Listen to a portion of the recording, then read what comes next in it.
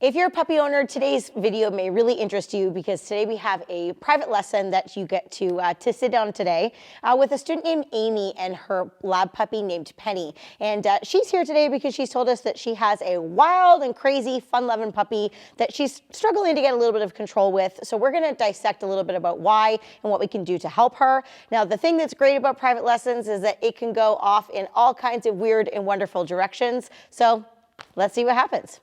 She's being a typical puppy. She's just mouthing at my hands.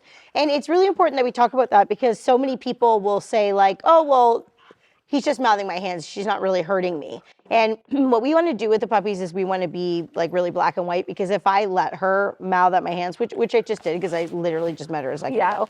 But if we let those things go, then sometimes those things can turn into her saying, oh, well, I mouthed your hand there and you moved it away. So, oh, okay, maybe I can control you with my mouth. It's like kind of how they start to like communicate. Right. So we can definitely address that.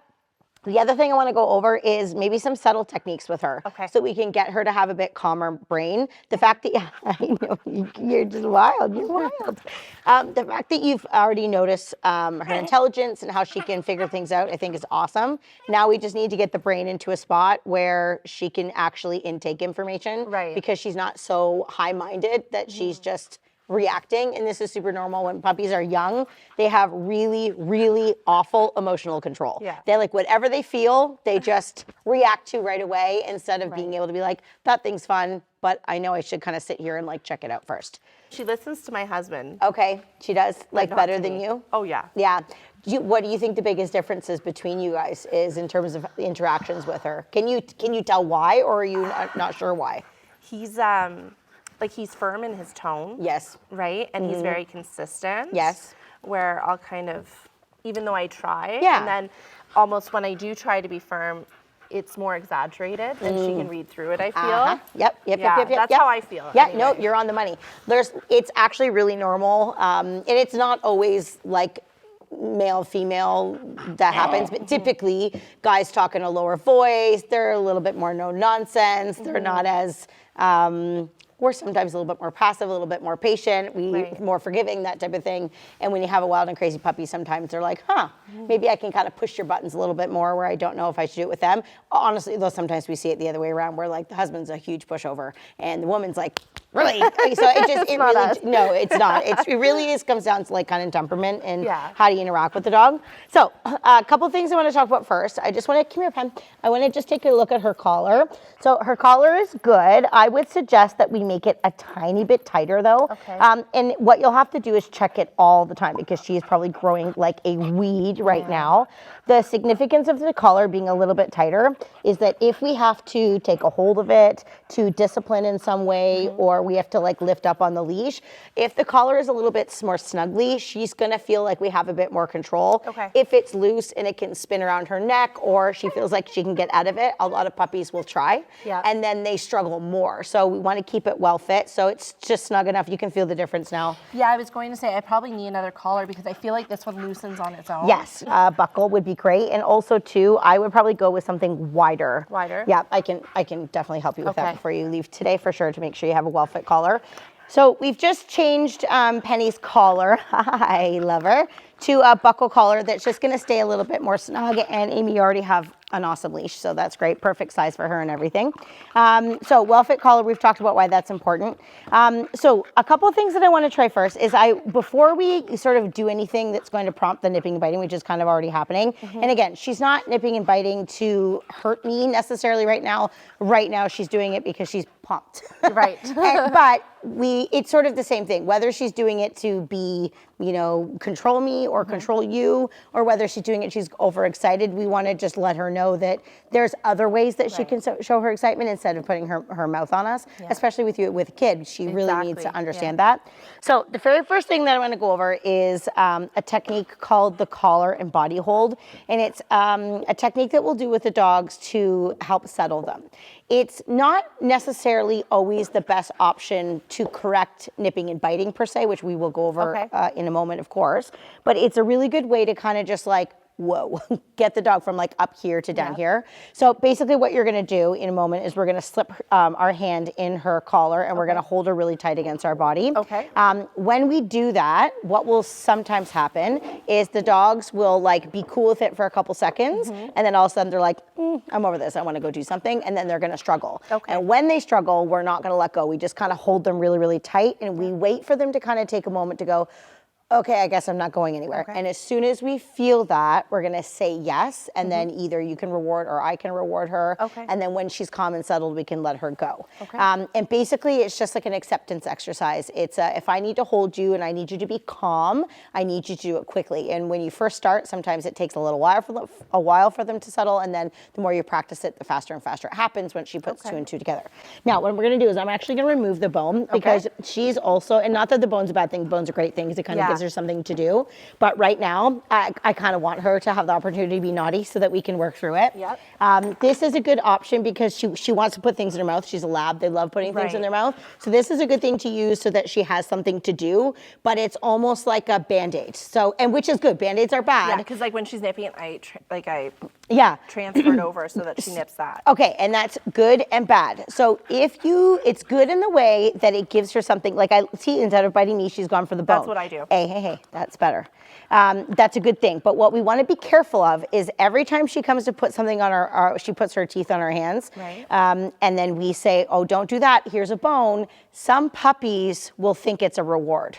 And we're still encouraging. Exactly, because she says, ooh, every time I go over and I do this, Mom gives me a bone. This is awesome. So basically we want to use it as prevention. So I would rather her have the bone before she tries to bite. Okay. So that I'm stopping her from doing it in the first place. Right. But if she's putting her mouth on me rather than exchanging her for something, we're gonna show you how to correct the behavior instead. Okay? So it's not the end of the world. It's just, it will take longer to fix it if we do it that way. But the bone for prevention, brilliant. Okay. Okay, love. So I'm just gonna show you really quickly what the collar and body hold looks like. I'm not gonna do it very long because I want you to work through this with her, but I just wanna show you the technique. So I'm gonna slip my hand through her collar like this. And the reason why this is important is when my hand is like this, I can stop her from turning her head to bite me. I'm right-handed, so personally I like having my right hand here. If you're a lefty, you can go it the other way around. My other hand's on her body. Sometimes what I'll do is I'll grab a little bit of their fur as well. She's got all this extra fur that she's gonna grow into. It doesn't hurt them at all when you do that. And I'm just basically gonna hold. Now I'm just not gonna do it too much because I don't wanna, I want you to go through all the struggles here.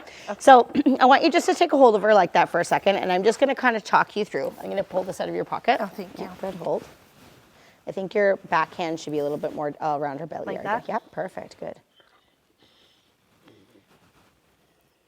Okay. She's settled. Yes. Good. So one of the reasons why I want you to do it is you can feel her tension in her body, right? Good girl. You really can. Good, just hold. Oh, we almost had it there for a second. Yes. Good, very nice, good, okay. Now, if she starts to feel settled, I want you're holding her collar and her neck a little bit tight, which is totally fine if she goes to fight you back, but if you feel her settled, we wanna go from holding sort of in a sterner way to a relaxed way, But if she starts to say, you're relaxed, I'm gonna go for it, you're gonna squeeze her in tight again. There, good, that was nice. Good girl. Wow. Yes, good girl. Good. Okay, and then let's let her get out. Okay, good girl. So when we do it, there's also with puppies, there's a point where you can push things past where the success happens. Okay. So sometimes what happens when people are like, oh, this is going really well, they want to do it longer and longer and longer, and then the puppy's patience are up. Puppies have such small patience. So when we're doing things like that, we want to do it in short spurts so that we can get a little bit of success and then sort of give the puppy a bit of a break. Now, what's happened when we've given her a bit of a break, look at what she's gone to do. Back to nipping. Yeah, so what we can do with this though is we can give her a break, but give her something else to do. So when we release her out of it, we might go right into some training mode. We might ask her to sit, we might ask her to down. We're gonna do a little bit of addressing that way. The other thing that we can do with the collar and body hold, which is really great for settling techniques, is we could also use other techniques to control the actual nipping and biting. So if she's nipping and biting at me, and she's just really doing it a lot, what we can do is we can use some type of verbal reprimand that tells her that we don't like what she's doing. For my pups, I usually will say, cut it out, or knock it off, or something like that. Something that's not normal to what I would normally say. And then there's two things you could do. You could take a hold of the collar and you can do a bit of a shake on the collar and hold, or you can take the leash and you can lift up with two hands. What you do sometimes is dependent on the weight of the dog. She's not very big, but she's already pretty powerful. Yes. So the collar might not be something that's going to be super effective. Okay. It could also be as well. When we hold the leash, I'm just going to grab the leash here. You hold her for a second there. When we hold the leash, we're gonna hold it like we're holding onto a baseball bat. So our thumbs up, and this is gonna be super dorky, but thumbs up like thumbs to the boss. Okay. And why this is important is when we have our hands this way, we have a lot more leverage and control. When we hold our hands this way, we don't have the same type of power and control. And the whole goal of disciplining puppies when we are trying to stop biting or anything that we don't want is we want the discipline to be effective, but we want it to be over and done with fast. Right. So we don't want to have this big back and forth song and dance where puppy's excited, we discipline, puppy gets more excited, we discipline it. It's like this back and forth, and then person and dog gets ramped up. The goal is to get in there quickly so the dog says, okay, I get it, and we don't have to discipline anymore. So you're correcting it. Yes, because we really believe the leash correction is the best correction because we don't want to do a lot of heavy-handed stuff with the dogs, but we need to affect change. So if we're doing something that causes the puppy to elevate, we need to change our tactics so that we can diffuse things really quickly. That's sort of the goal. So in a second, what's going to happen is I'm going to actually get you to do a few things that may cause her to nip and bite at you. Okay. We might do some handling. We might do a few things, or if you know there's certain things that she does. Yeah, everything. Yeah, okay, so it won't be hard.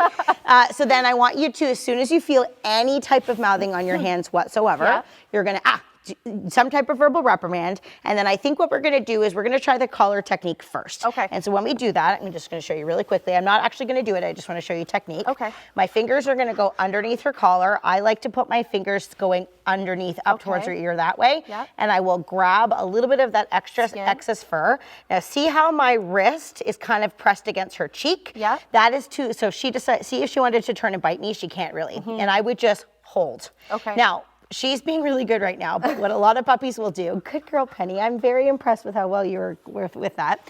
What some puppies will do when you do that is they will throw the biggest temper tantrum you've ever seen, and a lot of people panic and then they let go. So you just gotta hold on. You're not gonna yell, you're not gonna scream, you're not gonna be mad, you're just gonna. And I don't say anything when I do it? You don't have to, no. Okay. You could say settle, you could say that's enough, but we don't wanna get ramped up because one of us has to say diffused, and typically it's not the puppy. The second thing is that if you feel like you're not really in control, we may have to switch to go to the leash by holding it up like that. But I'm just gonna kind of talk you through it to see how it goes. Sometimes there's a few things that happen with the puppies when they are like frustrated with what we're doing. They'll either nip and bite more momentarily, or I suspect with her, she might do like the floppy dog thing where they like roll on their back, or they start to bite the leash, or they do like alligator rolls, or sometimes they'll make noise, like they'll scream and they'll cry and things like that. And usually it's just like escape mechanisms. It's for them to say like, I don't like this. So you're just gonna kind of ride out the storm super calmly, and as soon as she settles, we're going to praise her. The most important thing with discipline is if we basically want to say with the puppies, I don't like this, I love you, but I don't like this. And as soon as we get good behavior, we need to say, yes, that's a good puppy. We're gonna praise calmly, because we need her to know wrong, but this is right. This is what we love. Okay. So I'm just going to come down closer. You don't have to. I just want to be able to see what's happening a bit easier. So I want you just to maybe take a hold of her collar with one hand, and then with the other hand, you might try to do something that might cause her to maybe typically nip and bite you. Look in her mouth. Maybe grab her paws. See what she does. Okay, is she nipping and biting there? So you're going to give her a little shake. Good, and hold. Good, and just hold for a second. So again, back to the tension. She's sort of, good, okay, that's good. Loosen a bit, but don't let go. Good girl, and just praise her for a second. Good girl. And then I want you to try petting her. And it's good girl.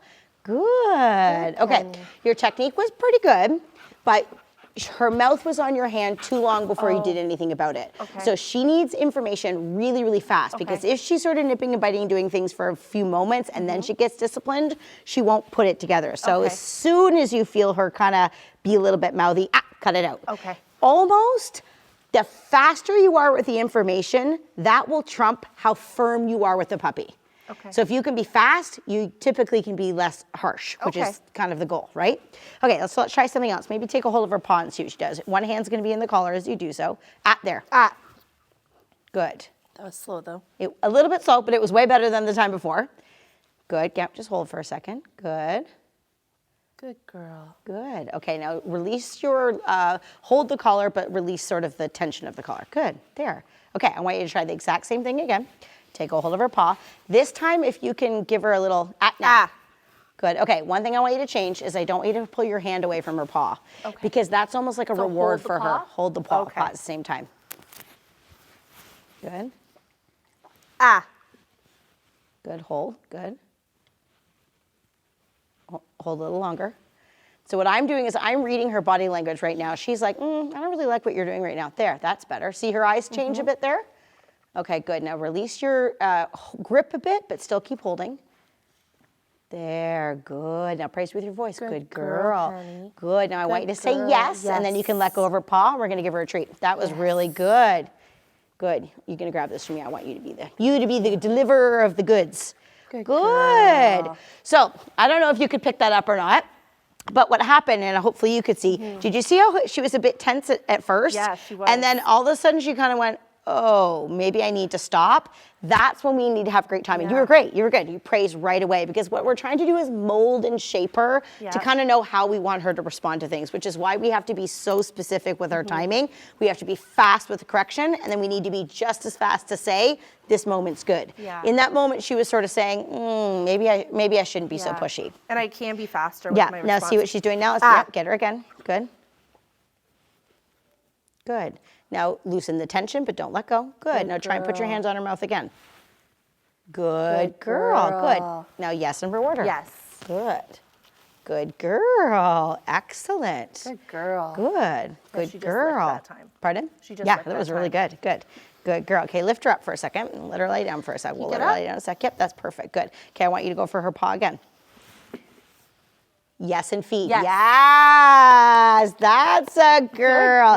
So do you see how fast I had you yes and feed? Because we want to make sure we want to get all the good moments in, because the more money in the bank that we get for holding on to her and her making a good choice, she's going to go, oh, this is what you want me to do? This is way more fun. Because I get treats when you do that. So do that again. Yes. Perfect. Good, Amy. That's amazing. Good girl. Good. Okay, let's try a little something harder. This time you're going to do the same thing, but maybe flip her ear back and take a little look in her ear. You can kind of brace her head if you want a little bit there. Good girl. Okay, don't good girl quite yet. Okay, now pot it out. Now let go of the ear this time just to give her, there we go. Good. Hold. Okay, she's more settled. Good. You're getting it. Good. If I'm looking at the ear, see how this hand goes under her chin? Yep. Yes. Oops, no, settle. Yes, good. Good If I girl. put my hand under the chin, I find sometimes when I want to do stuff with the head that I can get a little bit more control. I just sort of cup the chin. Yes, I could look at her eyes. Yes, good girl. But that hand under the chin just kind of settles the dog a little bit more. The next thing I want to do with you though is work on like the emotional control part. So we were doing things that were a little bit more stationary and handling stuff, which is so important for like the vet and for your everyday care with her. But because she's so energetic, we also need to be able to figure out how to get her settled and calm when she's ramped up. So what we're gonna do is we're gonna do a little game, play and settle. And I deliberately wanna do this without something like a bone. So that you want to play and tug and all that stuff with items for her to put in her mouth, that's great. But I also want you to be able to play with her and have her to understand to be silly and have fun, but to keep her mouth to herself. So this is going to be a little bit harder. That is a big challenge for us. And it is for everyone. Yeah, it is. I have an 11-month-old puppy. I went through the exact same thing when I got him at home. Especially with my daughter, because she's always trying to hug her. And that's hard because they don't know any different, right? So what you're going to do in a moment is you're going to get down and you're going to kind of provoke her to play. So you could, so this is what I got to do. We have to be consistent now that we've started. Okay, loosen her leash a little bit. There, good girl. Good choice, love bug. Good.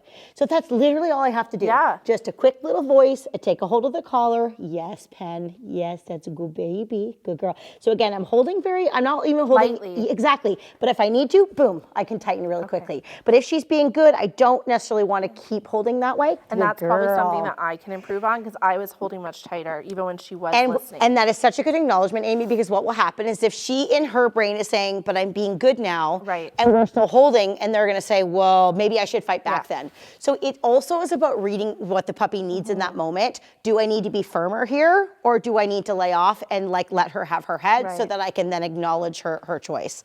Pen, that's so good. Okay, so back to the playing thing. We're going to play with her. We're going to try and get her to kind of jump around a little bit. And if she does anything inappropriate, it could be with her mouth, it could be jumping on you, it could be barking, whatever it is that we don't like, we're going to immediately tell her settle. Now what happens is when we're up and about in the house, it's not always easy to grab the collar, because if I go to grab in like that, I'm like like bite me, it's so easy. And she wants to play sometimes when I do it. Oh, she thinks it's a game. absolutely, yeah. So if we have, right now we have this great leash on her, but in the house, if you have a house line or something like that, then this will be really perfect. So I'm gonna show you I call it the zip line technique. This is not official terminology, this is just to help people to remember. So if I'm playing with her and I need to, I'm gonna slide my hand down the leash to her collar. Okay? Now, if I'm sliding my hand down the leash and during that time I need to stop, then I can lift up on the leash and get her into a settle or a sit or something like that. When we first play, good girl, Pen. When we first play, I usually like to keep the leash in my hands so that I can get it quickly. And after a couple play sessions and the puppy starts to understand the game, then I could advance to maybe having the leash on the ground. Because again, the goal is to have no leash whatsoever. So I'm basically gonna give her permission to play. I'm gonna tell her playtime or some fun word that you wanna use. Jump around and get her excited, get her crazy, get her crazy. Yes, good girl. That's it, yay. And then I'm going to tell her, settle, not in a disciplinary way. Yes. Oh, yes, good girl, good girl. So now we're actually being submissive. So I don't know if you can see that, but she's being a little bit submissive. She's being a little bit wiggly. I'm just going to wait till she settles. And so I'm looking for more stillness. Yes, there we go. Good girl. I also noticed she was trying to get you to let go, and she does this with me by doing tricks. Yeah, like avoidance behaviors. So if I say no, then she tries to do paw. So you're just gonna just diffuse her from that. She don't have to discipline her for that because she is trying to problem solve and be right. She's just not doing it in the way that we want. So you just diffuse her when she does that, and then you're looking for calmness. Now, when it comes to play, you can figure out how she likes to play, but I sort of do a lot of like pushing the puppy away, clapping my hands, and then moving away. She's wild, she's crazy. Okay, so we're getting all fired up. So then I'm gonna put my hand in her collar, settle. So I don't like this paw, so I'm gonna wait till she's more settled. Yes, that's better. Good girl, good settle, and then I can reward. Now, when I held the collar that time, I didn't really ever hold in the disciplinary way. It was more in a calm way. So we need the puppies to understand that if I take your collar, it doesn't mean you're in trouble. It just means you have to be just a bit more aware. So it's really important if when we start to do the collar work, we're not only taking the collar, we're not only taking the collar when she's in trouble, I'm also gonna do a ton of take the collar feed, so that she basically says, I love when you put my hand in your collar. So it's more comforting? Exactly. Okay, so do you think you can try what I just did? I'll talk you through it. Try. Good, I'm gonna get your treats ready. Okay, so I want you just to see if you can get her to play with you. Oh, perfect, yeah, perfect, good. You're all ready. Okay, so bend down, maybe push her away, give her a little tickle. Come here. Yeah, that's it. Good, move around a little bit. Good. I'm gonna be quiet. She's now responding to my praise. Come here. Settle. Good. Now see how your hand is across your body? If she just goes to nip up. I probably should have taken this one. Yeah. So what will happen is when your hand's across like that, if she goes to nip and bite, now you're sort of in like a weird angle. Because even when I was down, it felt awkward. Yeah. So if you're, again, it doesn't matter if it's left or right hand, honestly, but you just want to be able to slip your hand down. Good. Settle. Good. Yes. There. Good. I also really like that you waited till she looked at you to yes.